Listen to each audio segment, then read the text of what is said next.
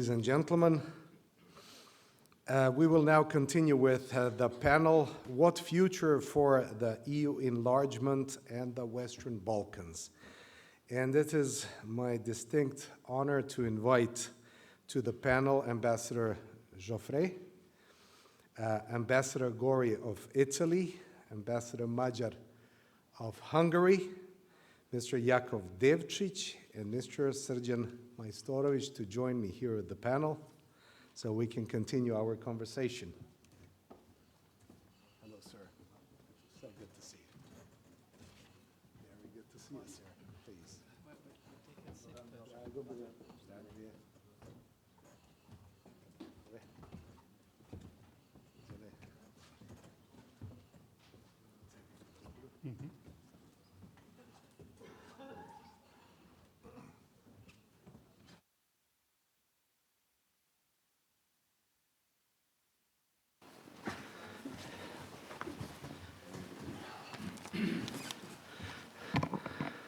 So, gentlemen, we have a very important session, opening session, about the European Union and its future in the Western Balkans in these very tumultuous times.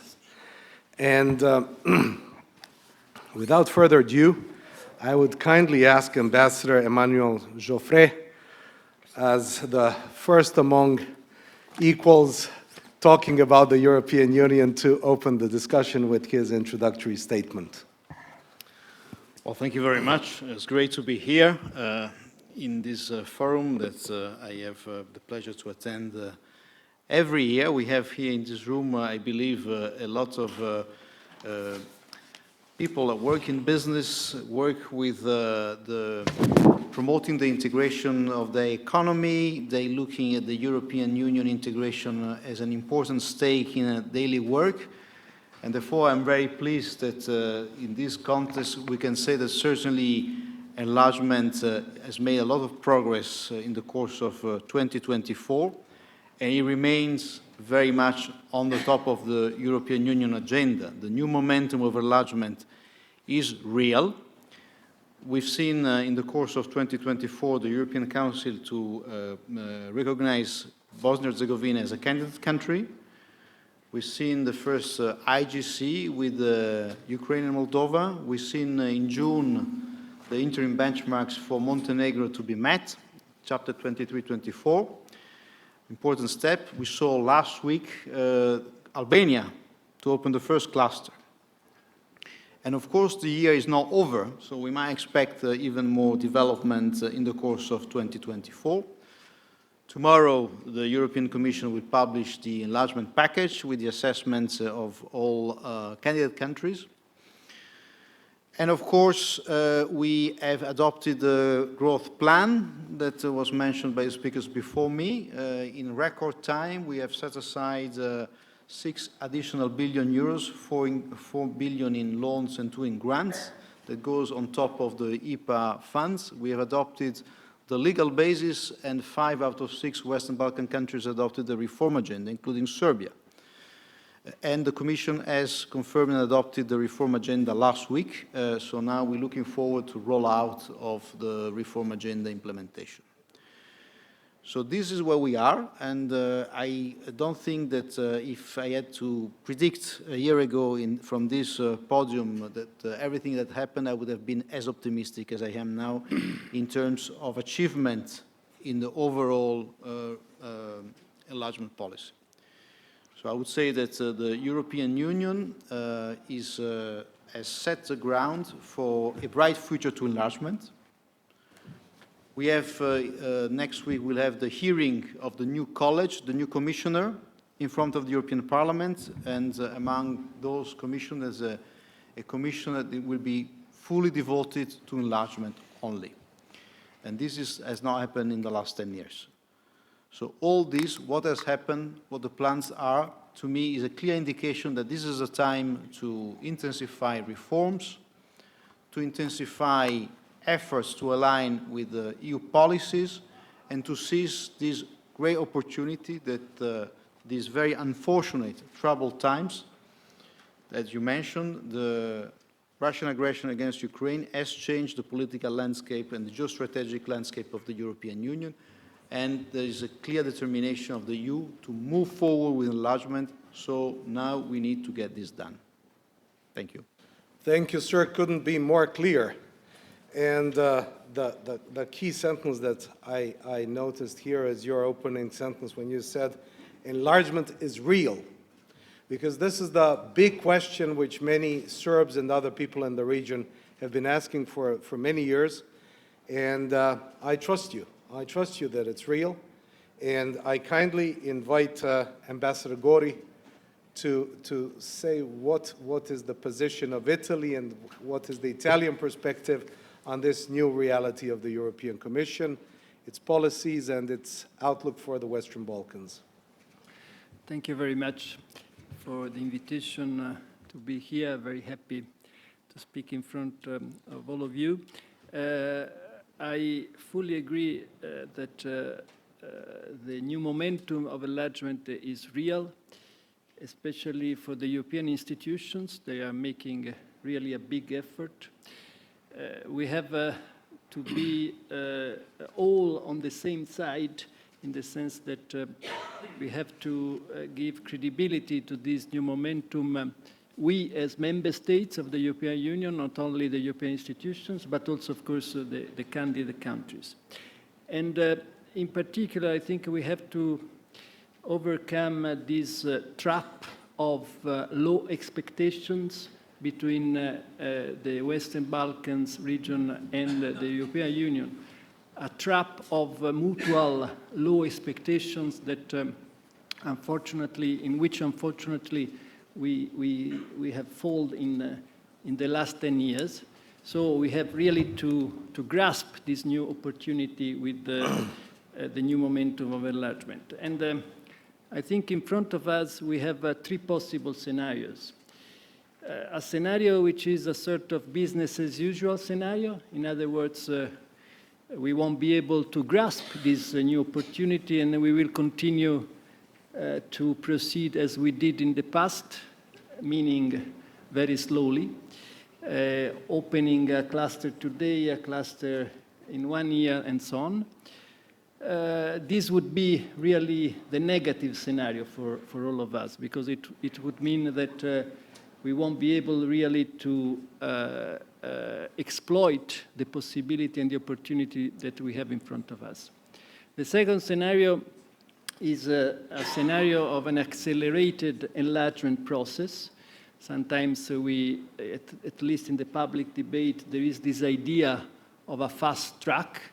Personally, I don't see it as a realistic option, neither for Ukraine nor for the Western Balkan region.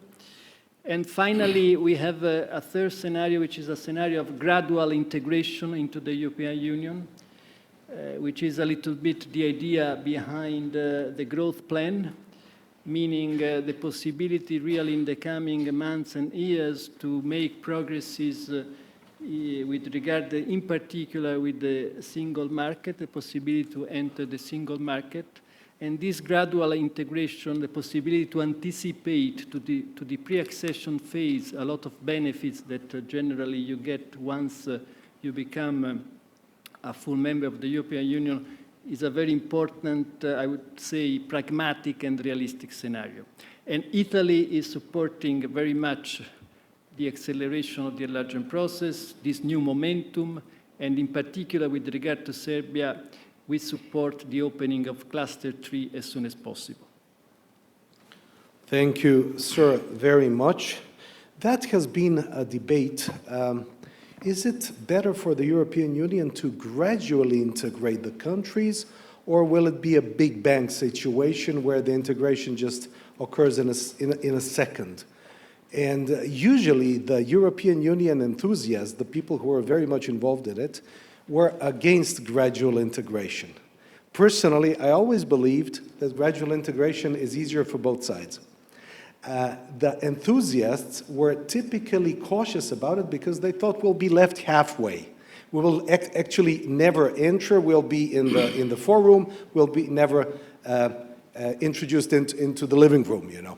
But obviously, this new situation looks like a gradual, and I think it is actually reinforcing and honoring the local elites in the countries who once feel honored to participate in the work of the European Union, and their personal enthusiasms are supported in this gradual process. They gradually are being adapted to the new reality and become advocates of this process. That's my personal opinion.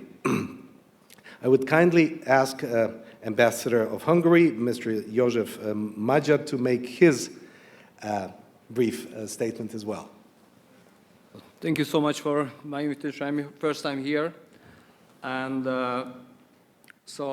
because now officially European Union has 24 officially recognized language, but everybody is mentioning in the latest time that Serbia must be the member states of the Union. So I would like to go ahead, and if it's not a problem for you, I will change my language to Serbian. We will be honored, sir. In favor Biće nam čast Serbia. da pređete na srpski. Evo, hvala vam velika. Evo što ste napomenuli, gospodine predsjedavajući, jesmo u jednoj velikoj kontinuitetu, dakle u velikoj jednoj promjeni i samo proširenje je zapravo jedan kontinuitet. Mi smo to naučili. Da li će biti jednog velikog proširenja, jednog velikog zamaha, ne znam sa koliko, odnosno 10 milijuna stanovnika još od onog dijela Europe koja čini nekakvu belu fleku upravo na starom kontinentu, a nažalost imamo ovakvu belu fleku, to je Zapadni Balkan po nekim novim nazivima. Mi to naravno želimo da ova fleka nestane, odnosno da cijela Europa, cijeli evropski kontinent da se ujedini i da imamo zapravo u tom smislu fiksne spojne granice. Što se tiče kontinuiteta i da li je došlo do nekog zapravo velikog udesa, odnosno velikog i jakog signala na samom pregovaračkom procesu, mi mislimo da zapravo je, samo je pitanje da kad će se to zaokružiti. Imali smo sad ovi petogodišnji mandati, imali smo jednu ovako tehničku, odnosno komisiju ili College of Commission koji sad odlazi. Što je sad učinjeno? Budući da, evo moram biti otvoren jedan prema drugome, uvijek se postavi pitanje da li zapravo Evropska zajednica, Unija, želi nove buduće članice, odnosno nove ljude, novo tržište zapravo, nove ideje. To je jedno od osnovnih pitanja. Kad je onaj momentum kad se zapravo cijeli pregovarački proces samo za sebe može da se zatvori i koliko će utjecati zapravo naše okruženje na sav taj proces. U tom smislu, odmah na početku ovog mandata ove komisije došlo je do jednog zamora. Oni su rekli da, evo, Evropska unija nije sposobna ili nema volje, ne znam kako su već to tumačilo, bilo je još davno. Međutim, morali smo izmisliti novu metodologiju. To je počelo možda na samom početku. Izmislili smo zapravo novi instrumentalni ili financijski okvir koji je plan za ekonomiju i za investicije.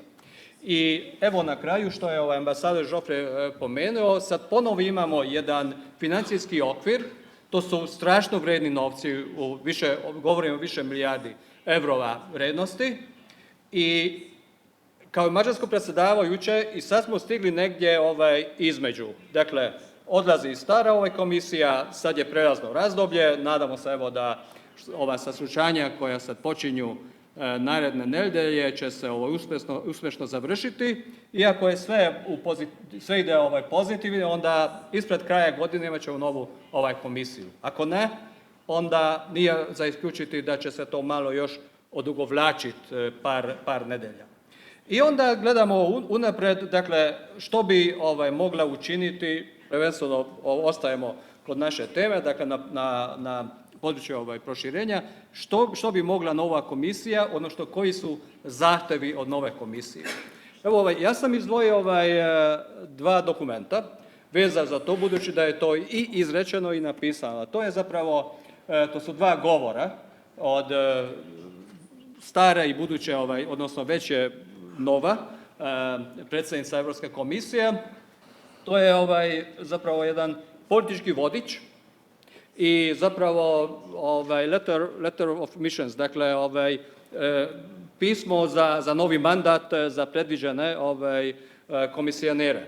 I moramo to malo ozbiljno pročitati, na kojem mjestu je zapravo uvrštena kategorija proširivanje. Da li je to ovako jako naznačeno ili je samo tamo među redovima? Što se tiče tog političkog vodiča, koji se sastoji od 30 stranica, na 26. stranici piše da što bi trebala nova komisija raditi na području proširenja. Isto tako, što se tiče novoj povjerenici koja će biti, dakle, odnosno komisionarki, isto je naznačeno da otprilike ona što bi, odnosno koji su zahtjevi, koje su očekivanja od tog kolegija, od kolidža na putu na proširenju. Dakle, mi mislimo da moramo jasnije i puno jače reći da od proširenja, od tog samog procesa, kak je kolega su naveli, nema zastoja. Ne smijemo da napravimo jednu stanku, bez veze kako sad Europska unija izgleda iznutra, kakav je odnos prema svojim susjedima, a kakav je zapravo odnos prema onim susjedima koji jesu naši Evropljani, kao naš prijateljski narod Srbiji. I u tom kontekstu moramo voditi jedan račun i u vremenskom periodu. Dakle, imamo sad financijski okvir koji ističe 2027. Ovi planovi, i ovaj plan rasta, i ovaj ekonomski investicioni plan ističe 27. Dakle, do kraja današnjeg sedmogodišnjeg financijskog ciklusa. Uskoro će se početi priprema za novi, naredni sedmogodišnji financijski ciklus i onda će biti vrlo interesantno da li će biti tamo nekakva cifra naznačena da se kalkuliše sa novim članicama. Dakle, to će biti od 28. do 35. Ako hoće, onda možemo biti, kako bi se reklo, fiksnije računati na to da ima mjesta i naravno ima i financija. U tom smislu, evo, ja bih sad rekao da što postaviti nekakve, ne znam, novce, bilo šta, to je stvarno jedno pitanje od $1 milion. I sad je pitanje da želimo, da smo toliko hrabri da ćemo postaviti, recimo, nije bitna sad cifra, nego da ćemo biti hrabri postaviti da mi verujemo da će ovaj proces proširenja biti uspješna i da će se u dogledno vrijeme i završiti. I onda je pitanje na koji način, ali o tome se nadam da ćemo još nastaviti. Hvala vam, gospodine ambasadore. Vrlo je dobro čuti kako se zalažete za proširenje i svaka vam čast na tome. Vi ste na početku izlaganja pomenuli belu fleku, a Srbi vole sebe da doživljavaju kao u Asterixu, ono pleme u Normandiji. I samo nam još fali čarobni napitak da bismo bili realno takvo jedno selo kao u Asterixu. To nam je jedini problem. Samo nam čarobni napitak, onda nam ne treba više Evropska unija. Međutim, mi nemamo taj čarobni napitak, tako da bez čarobnog napitka nema ni tog sela. I onda ostaje bela fleka. I to je tragedija naše generacije, da smo mi ostali bela fleka i jedan duboki žal koji mi ostavljamo našem potomstvu, da naša generacija nije uspela da prevede srpsko društvo i ostala balkanska društva u Evropu, za razliku od Mađarske, Češke, Slovačke, Poljske, narode koji su bili u istočnoj Evropi. Matična zemlja Evropske unije je Nemačka. Sa nama je gospodin Jakov Devcic, direktor Konrad Adenauer fondacije koja pripada Hrišćansko-demokratskoj uniji. Pa vas ja molim da nam se obratite sa vašim razumevanjem situacije kako CDU vidi, kako Nemačka vidi ovu situaciju, Da li je ovaj sad pokušaj, trzaj realan u očima Nemačke? Da li mislite da će sadašnja vlada Nemačke podržati? Da li će buduća vlada u kojoj će verovatno biti vaša stranka podržati realno taj pristup i ubaciti taj novac u budžet iz 28. do 35. kako je gospodin Magyar rekao, vrlo tehnički tačno? Hvala vam. Mi čekamo naravno Crnu Goru da se priključi, pa ćemo onda se češemo po glavi gde je Srbija. Thank you. Thank you, Milan, for inviting me and also giving me the floor. Of course, as a director of the Konrad Adenauer Foundation, I'm not in the capacity to talk about the official German position, but what I can say is that, of course, and I think this is visible to everyone, that the current German government is doing a lot to push for enlargement based on our interests, and our interest is that the Western Balkan countries and Serbia as well, as a key country in the Western Balkans, becomes the sooner the better member of the European Union. I think if we have a look on the past, Jean-Claude Juncker had always his saying that he wanted to be a political commission, right? Like to be a political commission against the member states. Then we had Mrs. von der Leyen with her first commission when she said she wants to be a geopolitical commission, also related to the corona crisis, the Russian war against Ukraine, the situation in the Near East. But I think the next commission could, should, and will be hopefully the Commission of Enlargement. And I totally agree what Ambassador Magyar said, that it's about money, right? And it's about the budget. Framework. About the upcoming multi-annual framework. This, having said this, I think this is a clear political message that we will have a commissioner for enlargement. It will be a face, I think, for enlargement. But I think the more important thing, although it is written on page 26, I think it's clear that Mrs. von der Leyen wants to have enlargement done until the end of her next mandate. What does it mean to have the enlargement done, and who will be in and who will be out? I think this is also, of course, a big package of responsibility in the region, in the countries. But what we have, if we have a look on the priorities the next Commission will have, it's industry, it's competition, it's trade, security, and migration. And what I now would like to have as also change of debate and narrative, and I think this is a big responsibility in the countries, and if we are sitting here in Serbia, also in Serbia, is to change the narrative, right? You asked me about Germany, if I go to my constituency in Germany, in Western Germany, and we have a talk on enlargement, it's a very difficult discussion with proper people, right? Because they have an association with the Western Balkans. It is still war, still organized crime, it's still drug trafficking, and all other negative effects of the Western Balkans, which are, I think, well known. What I think is needed is a change of narrative. How can the Western Balkan countries contribute to strengthening the European Union, to strengthening the autonomy of the European Union, to strengthening the resilience? Because also, which is symbolized in these new priorities, competition, trade, industry, it's also about China, right? It's about global competition, political and economic competition. And I think we have to have a look what all the countries can offer to the European Union to make it more stronger. Is it raw materials? Is it renewable energy?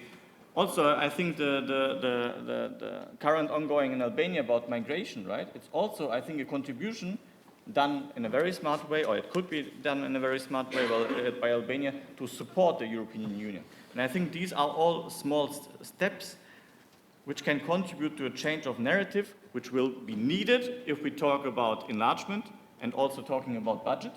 If we have a talk with our foundation, with our members of parliament in Germany, in the Bundestag, they are well aware of the changing of the geopolitical situation, and I still remember how these discussions were totally different before the war started against Ukraine, and this had the biggest influence on it.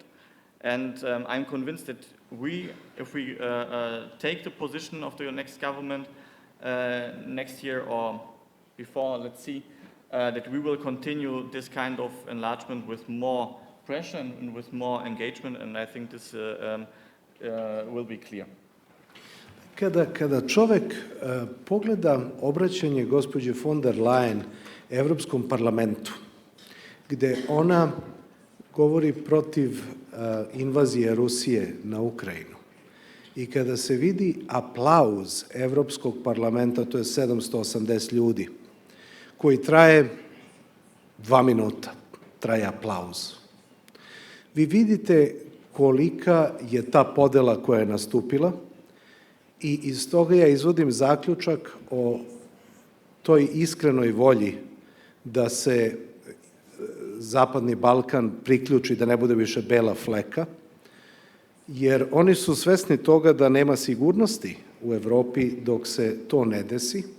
Isto tako su svesni šta bi se desilo da ih Amerikanci nisu naterali da prime Bugarsku i Rumuniju blagovremeno. Zamislite da je 2022. Bugarska nije bila deo Evropske unije ili Rumunija. Šta bi bilo sa Crnim morem u geostrateškom smislu? Tako da to iskustvo, ja mislim, potvrđuje ovo što ste vi rekli. I sada mi je zadovoljstvo jednom Srbinu da dam da govori,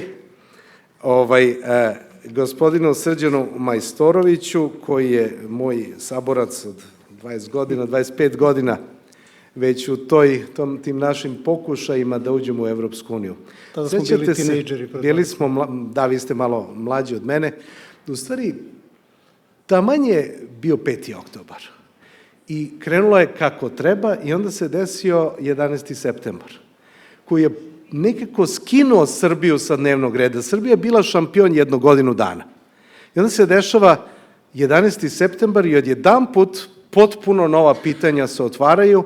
Ideja 5. oktobra više nije interesantna, ima mnogo važnijih pitanja. I tako su nam stalno izmicale prilike. Srđane, molim vas, dajte vaše uvodno izlaganje. Hvala lepo na ovom uvodu. Prvo želim da se zahvalim gospodinu Comokosu na ljubaznom pozivu i da izrazim svoje zadovoljstvo što sam na ovako dobrom panelu. Ali pre nego što odgovorim na vaše pitanje, imajući u vidu da sticam okolnosti, danas nemamo ženske panelistkinje sa nama, ja bih počeo tako što ću citirati prvu ženu koja je bila delegirana u ono što je danas Evropski parlament 1953. Njeno ime je Margo Klompe, koja je tada 1953. rekla: više nego ikada politička situacija traži od nas da budemo snažni, da budemo realni i da budemo idealisti. I mislim da je to suština odgovora na vaše pitanje. Mi živimo u doba kada smo imali nekoliko istorijskih trenutaka koji su u mnogome redefinisali tok istorije. Prvi se desio za mog života 1989. kada je pao Berlinski zid. Drugi je bio upravo događaj 2000. koji ste pomenuli vi, Milane. A treći se desio pre 2 godine kada je Rusija odlučila da napadne jednu suverenu evropsku zemlju po drugi put, da budemo veoma precizni, jer je pre 10 godina izvršena aneksija Krima. Dakle, dvostruka, da tako kažem, agresija. U takvim okolnostima mislim da je veoma važno podsjetiti na ono što je ambasador Gori rekao, a jako je lepo to opisao, rekavši moramo da izbegnemo zamku niskih očekivanja. Ovo je istorijski trenutak o kojem gospođa Klompe priča kad kaže da moramo biti snažni, da moramo biti samouvereni, kad kažem mi, mislim na Evropu, jer Srbiju smatram delom Evrope, i kada moramo da damo čak i idealima svojim odušak i da razmišljamo o tome kako će izgledati ta Evropa za 10, 20, 50 godina. Gde će Srbija biti u tom trenutku? I potpisujem sve što je moj dragi prijatelj Stefan Lazarević, kolega u svom uvodnom obraćanju, rekao kada je napomenuo da MČM i da privrednici iz MČM u stvari zahtevaju brži proces evropskih integracija, jer ga smatraju jedinim okvirom koji obezbeđuju predvidivu i stabilnu okolnost za biznis, ljude koji su ovde, za privrednike koji su ovde u publici. Ja dolazim iz sveta think tank organizacije, iz Centra za evropske politike, i mi smo dali svoj doprinos toj viziji drugačijeg procesa širenja Evropskoj uniji, time što smo promovisali pre 3-4 godine ideju postepenog faznog ulaska u Evropsku uniju. I Milan, vi ste jako ispravno to primetili, nije bilo preteranog entuzijazma na početku. I sa gospodinom Giaufretom sam dosta puta pričao na tu temu. Međutim, kada se desio taj februar 2022. agresija Rusije na Ukrajinu, bilo je evidentno da Evropskoj uniji trebaju sveže ideje. I mi možemo biti ponosni danas što deo tih ideja koje smo mi ovde u Beogradu zajedno sa svojim kolegama u Briselu iz Centra za evropske politike, studije politike u Briselu pretočili u taj predlog postepenog pristupanja, danas delovi tog predloga su praktično deo postepene integracije novih članica. Trenutak je ključan. Ambasadori i njihove ekscelencije su govorili o tome šta su planovi. Ja ću podsjetiti na još dva aspekta. Jedan je strateški okvir za delovanje Evropske komisije u periodu 24-29, u kojem je Ursula von der Leyen eksplicitno rekla u ovom periodu mi se spremamo za proširenje.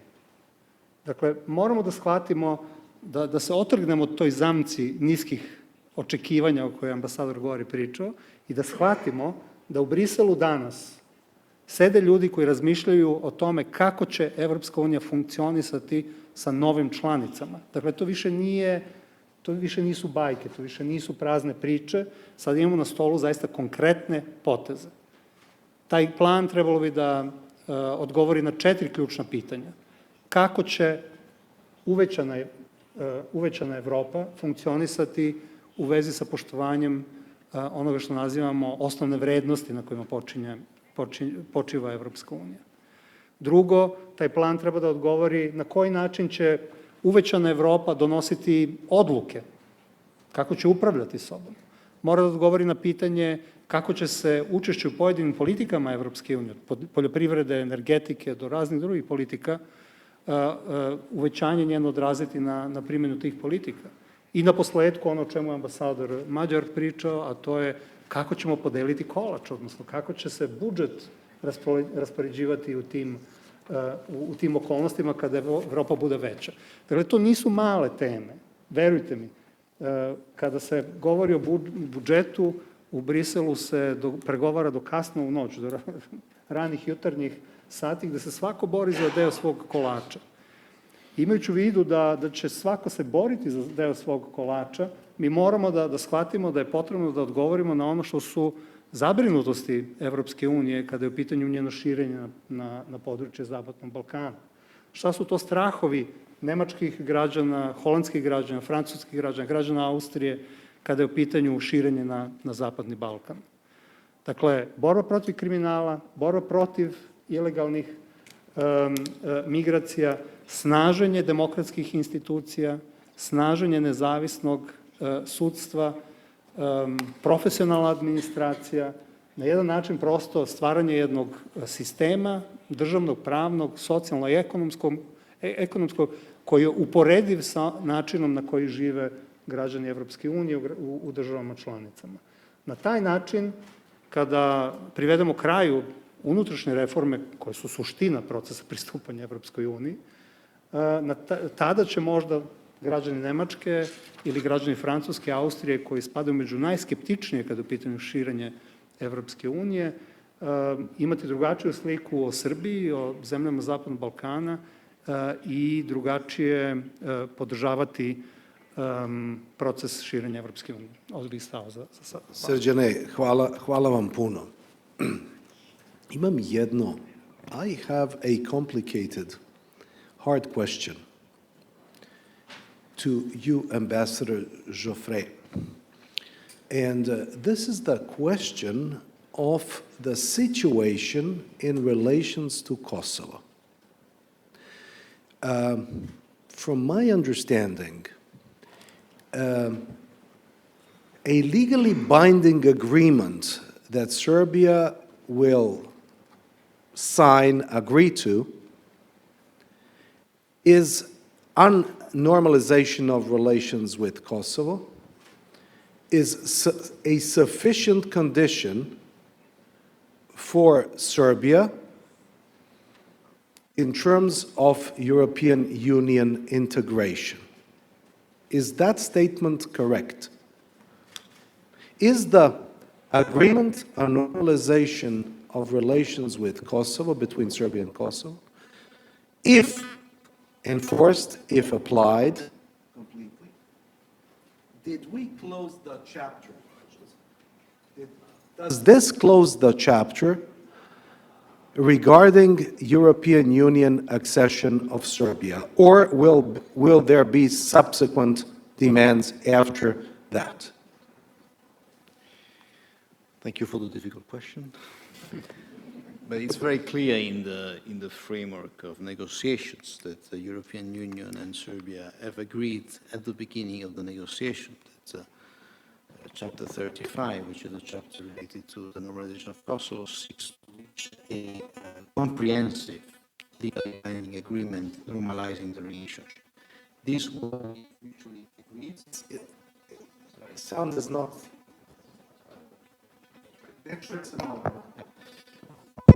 Yes. So we have agreed in the context of the negotiating framework, comprehensive legally binding agreement on normalization of relations. But we have in 5 non-recognized, so we have different views. Thank you. So this is. Vidite koliko je teško pitanje, Majkoviću. Ne da nam se.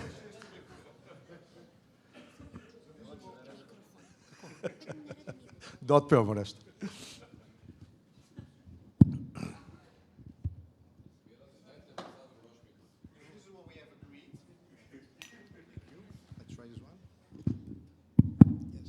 So this is what we have agreed, and this is why we have the EU-facilitated dialogue.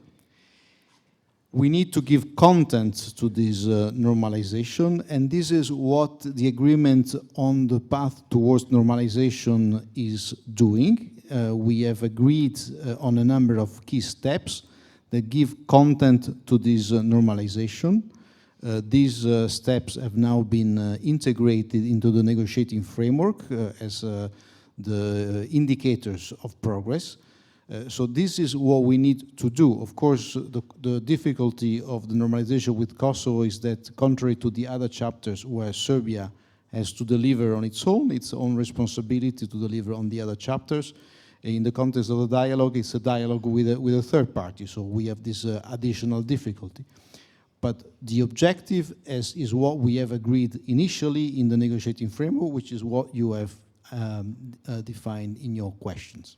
So basically with the realization of the Ohridski sporazum, of the Ohrid agreement, we have fulfilled our obligations towards the European Union in respect to our relations to Kosovo. I mean, the Ohrid agreement gives a very concrete steps that to move towards a normalization, but as the agreement is called, is agreement towards normalization.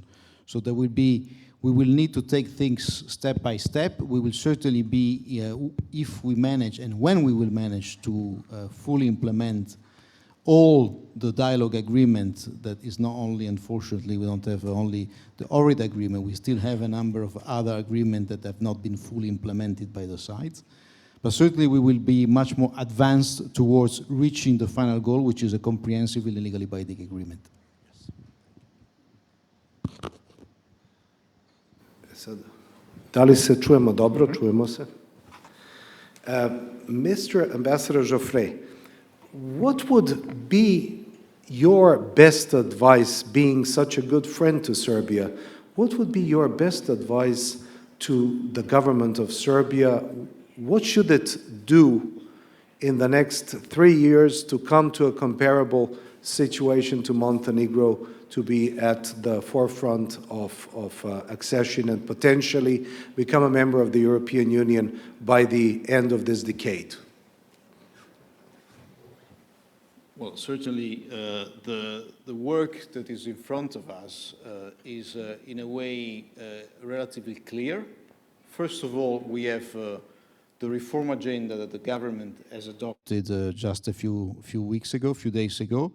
So certainly my best advice is to fulfill those commitments on time. There are important issues in that document, and certainly to make sure that we are reaching 2027 with the reform agenda fully implemented. Meanwhile, I think it's important also to be able to communicate to the citizens of Serbia the importance of this work that is to be undertaken, the importance that the European Union integration has for all way of life in Serbia, all the citizens, the benefits of the integration in terms of democratic standards, environmental standards, quality of life, prosperity and security. And then not to forget issues that are perhaps not defined in the reform agenda, which is an important document, but we have negotiations on 35 chapters that we need to move. So the best advice is really to intensify the work, both in implementing the reforms and to certainly communicate this work to the citizens. Do you, sir, believe that Mrs. von der Leyen, Mr. Donald Tusk, Mr. Mitsotakis, Mr. Macron, and Mr. Scholz have convinced the leadership of Serbia that this is a true window of opportunity? Well, the fact that you mentioned all these leaders that came in the last weeks or months to Belgrade, I think is just a very significant indications of how serious Europe is about enlargement. The level of engagement with Serbia, but also with the other Western Balkan partners, is extremely high. And this will continue. We know that what we call the enlargement fatigue is deep-rooted. We need to forget about this fatigue, and we need to instead concentrate on the need to intensify energetic reforms and engagement on enlargement. The message is very clear, and it will continue to be clear in the months to come. We need to get this enlargement done, and for this, of course, we need the partners in the Western Balkans to be equally committed and determined to do the job that is in front of us. Thank you. Thank you, sir, very much. Ambassador Gori, do you think that the American elections will have a significant impact on the future of integration of the Balkans in the European Union? Do you believe that the result of American elections will have an impact on the speed or effectiveness of integration of the Western Balkans into the European Union? My short answer is no, in the sense that we should really concentrate on ourselves with regard to the future of Europe. We have to understand that after the Russian aggression to Ukraine, the concept itself of the European Union enlargement has changed. Today, the enlargement process is not only a transformational instrument to make the candidate countries full-fledged democracies and member states of the European Union. It is an element of the new architecture of the European Union security architecture. So it means that we have to look at this instrument, at this process, also through these eyes. When we had the Big Bang, the key word was market. today the key word with regard to enlargement is security. Hard security, but also economic security. So it's very important that we transform this new geopolitical awareness into new actions also with regard to the attitude of the EU member states. I'm a little bit more optimistic with regard to the European institutions, because I really see in the Commission, in the European Parliament, really a big conviction of the necessity to speed up the process. We have to be all on the same page with regard to the EU member states, and of course we need an active reaction on the side of the candidate countries. Ambassador Magyar, would you please give us your best advice regarding European Union integration, being such a good Serbian friend also? Ono što je zapravo za neko kratko vrijeme vrlo bitno da razgovori između Beograda i određenih velegradova ili kapitala su se počeli da razviju. Dakle, hoću reći da ono što je nekako možda pre nije bilo toliko upoznato, to se mora preciznije preneti kao informacija.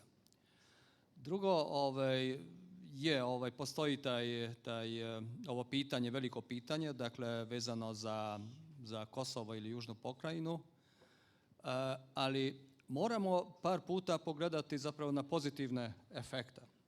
I ako samo pogledamo, dakle, od čega živimo, a to je privreda, to je ekonomija, ne smemo biti zatvorenih očiju da Srbija koliko napreduje. I zapravo Srbija sama, koja je jedno u ovom regionu strašno veliko tržište. Evo, mi na bilateralnoj razini, mi sa Srbijom unutar Zapadnog Balkana više od 70% razvijamo trgovinu, a sve ostalo ide na ostale zemlje. Dakle, Srbija je ključni faktor sad već i u ekonomiji, a pre smo govorili da samo sa bezbednosne strane.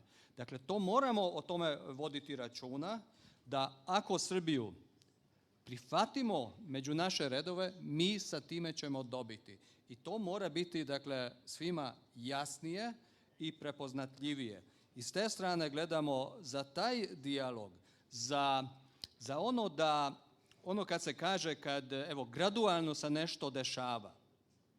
I kad se kaže da, radimo ovu metodologiju, taj proces, ali daj ti odmah to uvedi i to učini. To je taj odnos razmišljanja.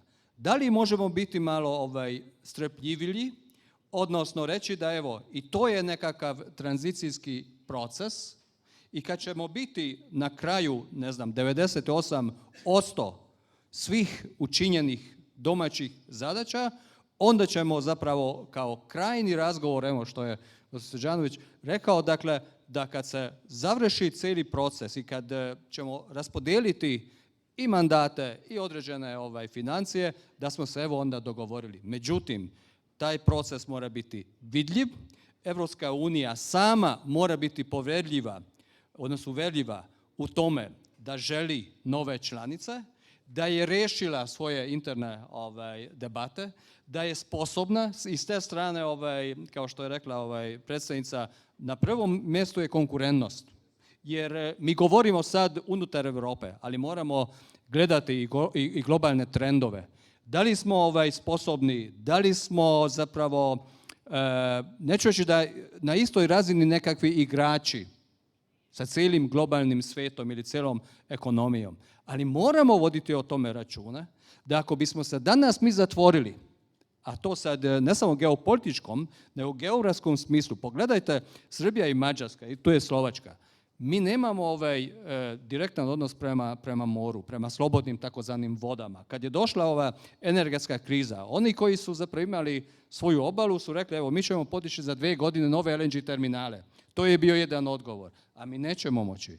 Tako da moramo voditi o tome račune, da ove sinergije, kako će se preneti. I evo, moramo, kažem još jedan put, prepoznati ono što je učinjeno i ne samo to da to nije dogovoreno i odrađeno. Ja mislim da je to vodi ko jednom slijepom direkcijom, tako da mi sa naše strane, budući da je to naš vrlo bitan interes kao susjedi, koji smo sad, evo, razdvojeni, jer nemojmo zaboraviti, dakle, na našoj granici jeste i spojna granica Europske unije i šengenska spojna granica. Mi danas ulažemo u crni asfalt da bi granični prijelazi bili prohodniji.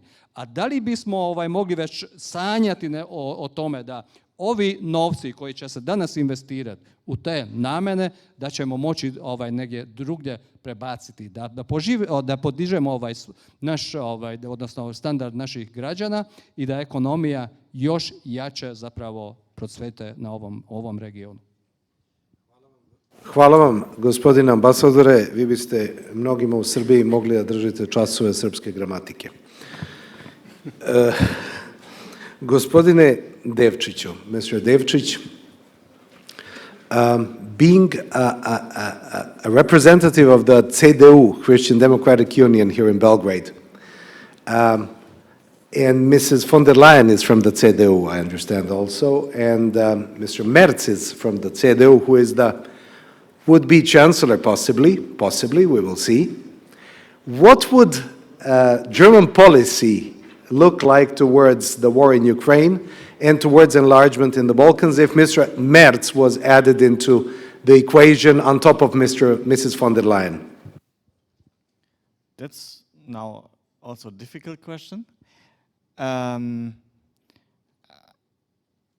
Because normally we compare Mr. Merz with Mr. Scholz, who is the current chancellor. This would be more easier, let's say, to find. This is exactly, we have experience with Mr. Scholz, who is very devoted, has come several times to Serbia. Would Mr. Merz be interested in this part of the world, and how would he look at Ukraine issues? Of course, he would be, and we also facilitated and initiated also a first meeting between President Merz and President Vučić in February on the Munich Security Conference. It was the very first step for Mr. Merz for the Western Balkans and for Serbia. And he's highly interested in ongoing reporting, what's going on in Serbia and in the region. Again, because we perceive this region as a strategic region, because it's our core interest. And therefore also Mr. Vučić was 2 weeks ago together with us in Berlin. When he had his meetings at the Berlin process, we also initiated meetings with him. So it's a step-by-step approach. But it's clear for us, Serbia is the most important partner for us in the region. But also, on the other hand, it also has the biggest responsibility in the region, right? Being the biggest political and economic actor doesn't mean that you can do whatever you want and you can dictate whatever you want, but you have also responsibility for yourself and also for the region. Christian social thought. Yes. Freedom comes only after responsibility, right? Yes, it's like still alive, and I think it's even more important nowadays where we have an enormous challenge for us in Europe. And this is something also when Mr. Merz goes to Brussels, where he actually started his career in the European Parliament, where he gets a desire of all our partners for leadership, for renewed leadership from Germany. And this is something we are working on. I also have to underline, I'm not a representative of the CDU in Serbia, but we are affiliated to the CDU. So this is very important for us in Germany to distinguish. But it's clear we will be more present and we will be more engaged. Thank you. Ja moram da se izvinim gospodinu Majstoroviću, što ne mogu da vam postavim pitanje. Jako su stroga pravila i 5 puta mi je rečeno da moramo u roku da završimo, a jako me interesovalo da vam postavim pitanje koje su najveći izazovi unutar Srbije procesu Evropske unije, ali izvinite, primite moje izvinjenje. Ja bih želeo da se zahvalim na pažnji uvaženoj publici, pre svega našim govornicima, i da najavim gospođu Živanu Šaponjić-Ilić, i njen panel. Hvala lepo.